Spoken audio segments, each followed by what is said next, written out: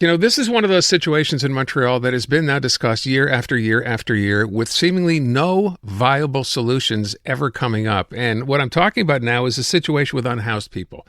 How the city deals with this, where they're going to go. Part of the issue has been and continues to be, even though there are public, now consultations going on, even when a decision is made, and take a case in point in a Huntsic, where they decided to put up a homeless shelter or housing, if you will, for these people. Everyone was on board, and then at the last minute, people in the neighborhoods that would have been affected basically ended up having the project dropped. It didn't happen. So here we are yet again. Now, the problem with this is, as well, there are a lot of different parties involved, and not everybody is necessarily on the same page. Yes, everyone wants to see the problem end, but different people have different ideas on how to get it done. Let me start, first of all, with Glenn Castanier. He's Executive Director of the Montreal Downtown Merchants Association. Glenn, welcome back. I know we've talked about this before, so let me just sort of pick it up from where we are right now. You're representing merchants here. A lot of people will say, well, how are you even affected by this? We're talking about people and house people. So explain, first of all, you're dealing with businesses like downtown, for example. What's the issue now? Well, the issue is quite major. It's important to know that, we all know downtown, biggest concentration of job creation, a whole lot of foot traffic, 300,000 workers, highest concentration of businesses, but it's also the highest concentration of social services. It's where you have the highest concentration of shelters, safe injection sites, and you name it. So, of course, that comes with its lot of challenges. But mind you, that's not new, Aaron. That's always been the case. Right. What we are seeing is that homelessness in the past few years has dramatically changed, okay?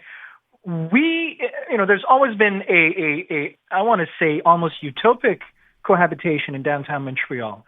Well, right now, that cohabitation is at breaking point, so much so that even the unsheltered population that we used to cohabitate with have left to other areas, other cities, other neighborhoods, by fear or by difficulty of cohabitating with some of the highest cases that we see of mental health and especially drug addiction. So to your point, and I think this is what we have to remember sometimes, right? This is nothing new. We've had, to deal with this now for quite some time. And I know in the case of merchants, for example, you try to live harmoniously, as they say, with your neighbor. But to your point, it seems to be getting worse. Why is that? Is it simply a matter of numbers? Numbers, but really a profile. I just want to step back here for a minute just to say we really can't underestimate how much of a wonderful system we've had for a long time. There are very few cities in the world where you'll see bankers dining side by side with some of our most vulnerable of our population, and at the same time, these businesses flipping the bill. We do have the highest taxes in Canada here in downtown Montreal, which serves to pay a lot of those services that we desperately need for our most vulnerable population. That's a huge success.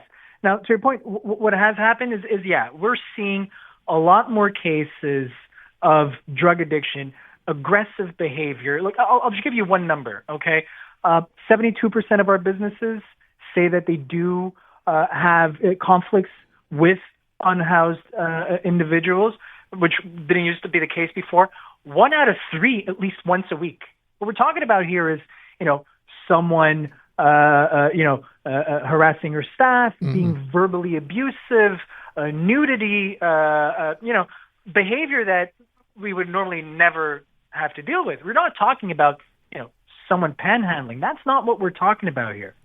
So that being the case, they're becoming more violent. I'm guessing, this is the widespread use of drugs, perhaps more now than it's been in the past. Where is the solution here? And only from your perspective, as far as downtown merchants are concerned, what is it you would want the city to do? Is it simply a matter of finding a place for these people to live?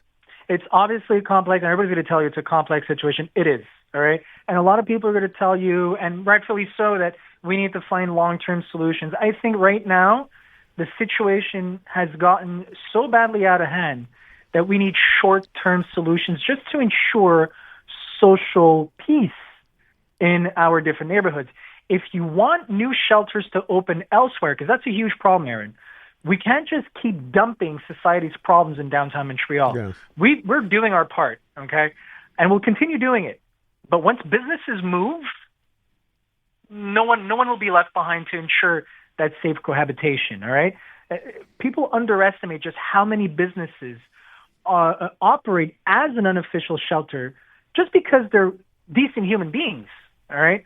But just like the SDM says the metro shouldn't be a shelter, well, neither should our businesses be, and neither should our coffee shops and businesses. But to your point, what should be done? I think the first step is we need to draw a line and clearly identify what's unacceptable and tackle what's unacceptable. There's certain behavior that's unacceptable that is now using all the resources that could go to help other unhoused populations that are now being completely drained. What I'm talking about here is when someone is being aggressive and violent, people don't dare call the police by fear, sometimes of reprisal by other community groups. That does happen. I mean, you're going to have residents on the line after this that I hope will share some of their experience where they really feel left alone. So I think where I'm getting at, Aaron, is I think the first step is recognizing we have a problem. And it's important to show empathy to those in need. I think it's very important to show empathy to those who actually cohabitate on a daily basis so that people like you and me can have a comfortable life at home. Other people are living day to day, every single day, with some of the most incredible expressions of our society's illness. Glenn, I do want to go, and thank you. Hang on there. I want to go to Phil Chu. He's a member of the Chinatown Residents Association, and speaking as a resident now, not representing necessarily a group of businesses or individuals, although residents there, I guess, maybe consider themselves the ones perhaps most affected by this. Phil, you lived in Chinatown, and you moved out of Chinatown. Was this the issue? This what we're talking about now? Yes, that's absolutely correct. I actually left Montreal basically recently, just right before New Year. How bad? I mean, when you say left, you obviously left for the reason, as I said. And how bad did it get in Chinatown? I mean, the amount of times I ended up on the news, it really frustrated me. That I tried to do all through the normal channels. I contacted our elected officials first. I didn't want to publicly smear anybody along those lines, and make anyone look bad. But crime got so bad that basically on a daily occurrence, basically it was. There's aggression, sales, and consumption of basically hard drugs, meth, crack, fentanyl, you name it. Defecation in my front door, back door, drug dealers basically literally at my front door and my back door. And this was a daily occurrence. Bear in mind, at that time, my daughter is now 6 years old. I had a daughter. My daughter was around 2.5, 3 years old when this was all going down. And this lasted for years. I'm not talking about a week or a month. It lasted years. Well, I want to ask the question, though. This goes on. You have elected officials representing the district you live in. What was their answer?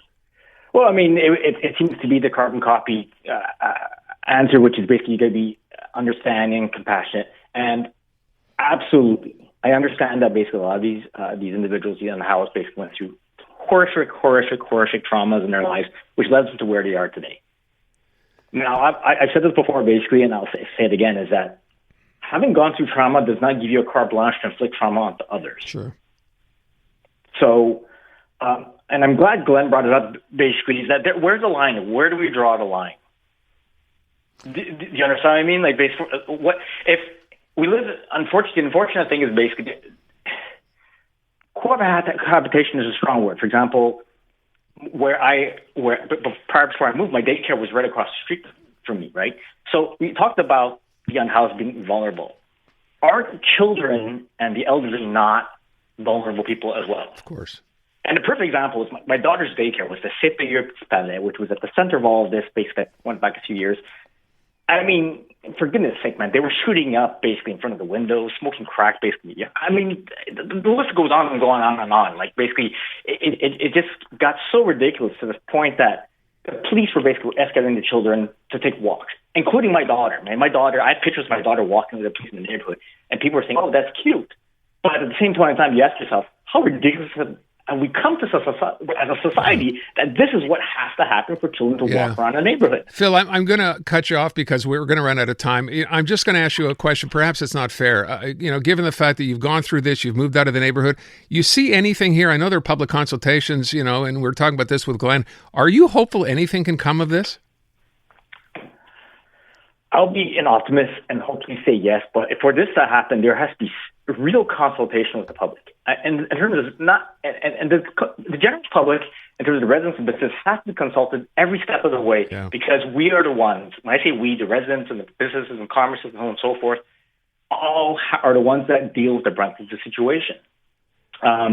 We're the ones that, as Glenn mentioned, we're on the front line of this, right? So, And as Glenn mentioned, there has to be a line that's drawn. For example, right before I moved, I was almost attacked. Immediately, I went to see the police. It was right around the corner. And when I pointed out the individual, I said, "This is the individual that